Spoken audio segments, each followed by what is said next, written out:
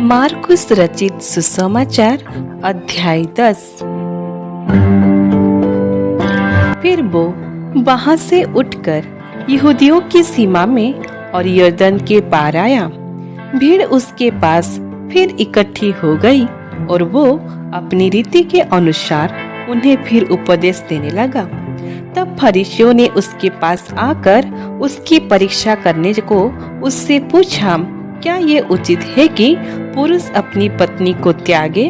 उसने उनको उत्तर दिया, मूसा ने तुम्हें आज्ञा दी है। उन्होंने कहा, मूसा ने त्याग पत्र लिखने और त्यागने की आज्ञा दी है। यीशु ने उनसे कहा, तुम्हारे मन की कठोरता के कारण उसने तुम्हारे लिए ये आज्ञा लिखी है। पर सृष्टि के आरंभ से परमेश्वर ने नर और नारी करके उनको बनाया है। इस कारण मनुष्य अपने पिता माता से अलग होकर अपनी पत्नी के साथ रहेगा और वे दोनों एक तन होंगे।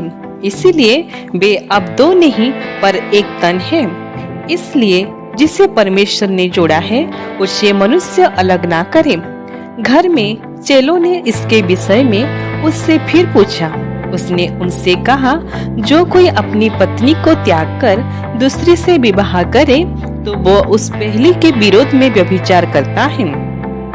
और यदि पत्नी अपने पति को छोड़कर दूसरे से विवाह करे तो वो व्यभिचार करती है। फिर लोग बालकों को उसके पास लाने लगे कि वो उन पर हाथ रखे, पर चेलों ने उनको डांटा। यीशु ने ये देखकर क्रुद्ध होकर उनसे कहा, बालकों को मेरे पास आने दो और उन्हें मना ना करो, क्योंकि परमेश्वर का राज्य ऐसो ही का है। मैं तुमसे सच कहता हूँ कि जो कोई परमेश्वर के राज्य को बालकों के समान ग्रहण ना करे वो उसमें कभी प्रवेश ना करने पाएगा। और उसने उन्हें गोद में लिया और उन पर हाथ रखकर उन्हें आशीष दी। जब वो वहां से निकलकर मार्ग में जा रहा था तो एक मनुष्य उसके पास दौड़ता हुआ आया और उसके आगे घुटने टेक कर उससे पूछा, हे उत्तम गुरु, अनंत जीवन का अधिकारी होने के लिए मैं क्या करूं? यीशु ने उससे कहा, तू मुझे उत्तम क्यों कहता है? कोई उत्तम नहीं, केवल एक, अर्थात परमेश्वर।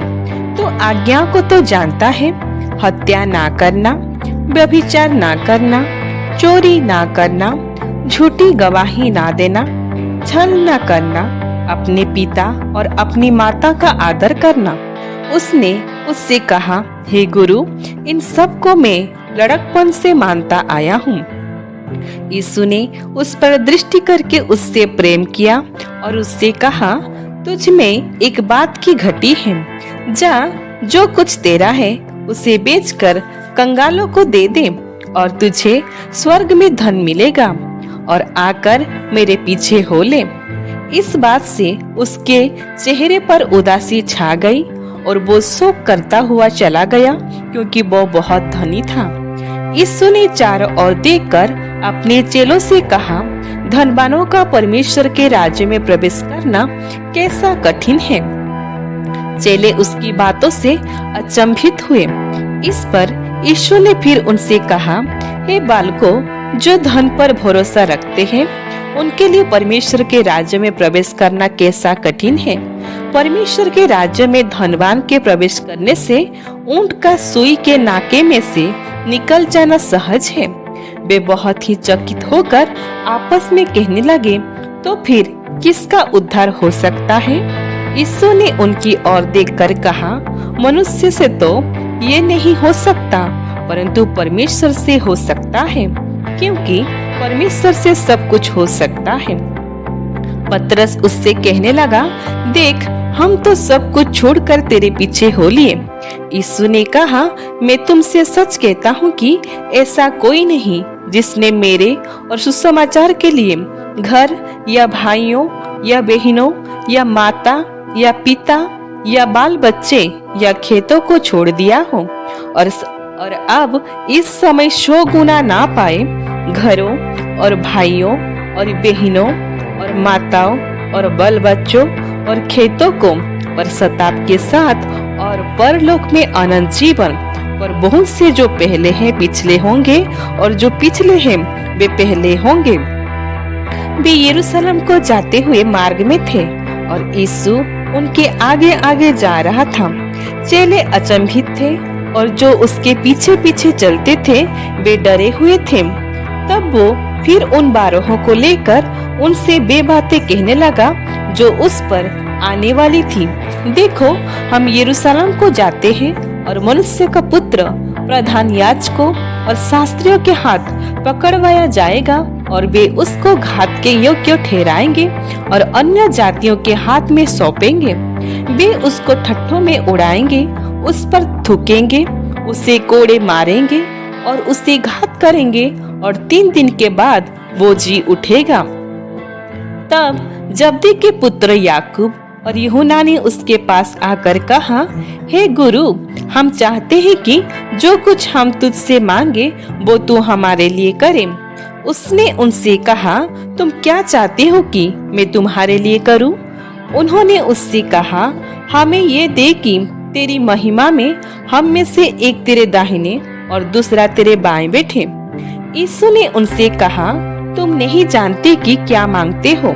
जो कटोरा मैं पीने पर हूँ क्या तुम पी सकते हो, और जो बपतिस्मा मैं लेने पर हूँ क्या तुम ले सकते हो? उन्होंने उससे कहा, हमसे हो सकता है। यीशु ने उनसे कहा, जो कटोरा मैं पीने पर हूँ तुम पियोगे और जो बपतिस्मा मैं लेने पर हूँ उसे लोगे, पर जिनके लिए तैयार किया गया है उन्हें छोड़ और किसी को अपने दाहिने और अपने बाएं बैठाना मेरा काम नहीं। ये सुनकर 10 याकूब और यूहन्ना पर रिसियाने लगे। तो यीशु ने उनको पास बुलाकर उनसे कहा, तुम जानते हो कि जो अन्य जातियों के हाकिम समझे जाते हैं वे उन पर प्रभुता करते हैं और उनमें जो बड़े हैं उन पर अधिकार जताते हैं, पर तुम में से ऐसा नहीं है, वरन जो कोई तुम में बड़ा होना चाहे वो तुम्हारा सेवक बने, और जो कोई तुम में प्रधान होना चाहे वो सबका दास बने। क्योंकि मनुष्य का पुत्र इसीलिए नहीं आया कि उसकी सेवा टहल की जाए, पर इसीलिए आया कि आप सेवा टहल करें और बहुतों को छुड़ौती के लिए अपना प्राण दें।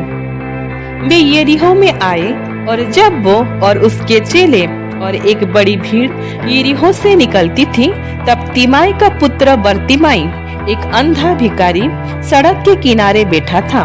वो ये सुनकर कि यीशु नासरी है, पुकार पुकार कर कहने लगा, हे दाऊद की संतान यीशु, मुझ पर दया कर। बहुतों ने उसे डांटा कि चुप रहे, पर वो और भी पुकारने लगा, हे दाऊद की संतान मुझ पर दया कर। तब यीशु ने ठहर कर कहा, उसे बुलाओ। और लोगों ने उस अंधे को बुलाकर उससे कहा, ढाढ़स बांधो, उठो, वो तुझे बुलाता है।